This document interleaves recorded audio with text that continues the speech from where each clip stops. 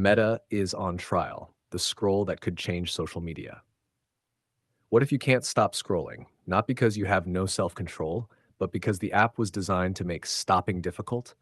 That's the question now at the center of a major legal battle against Meta, the company behind Facebook and Instagram. The accusation?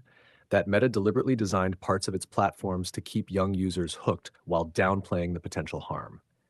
Meta denies the claims. But here's what makes this case different. The states aren't simply saying bad content was posted on Instagram. They're saying the product itself was designed in a way that can cause harm. And that changes everything.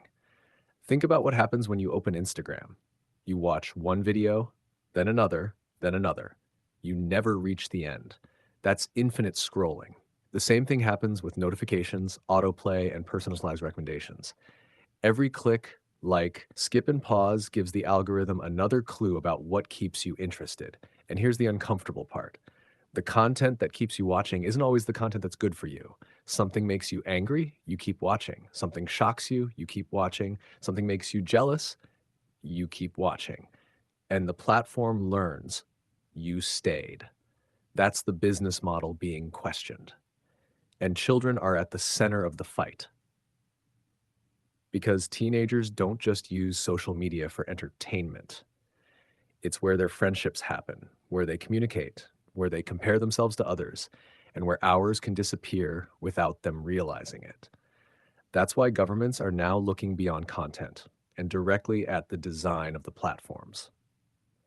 Australia has already taken an aggressive step, introducing a nationwide minimum age law restricting social media accounts for under 16s.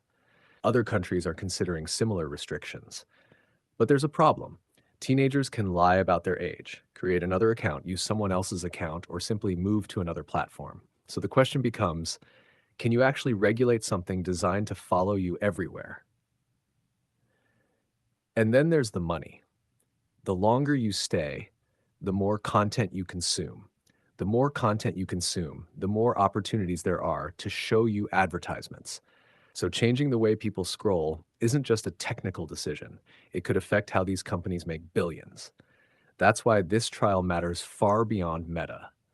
If the court decides that certain design features can legally be considered harmful, TikTok, YouTube, Snapchat, and others will be watching very closely. Because suddenly companies everywhere may have to ask, when does keeping someone engaged become keeping them trapped? And perhaps the biggest question of all, who should control your attention, you or the algorithm?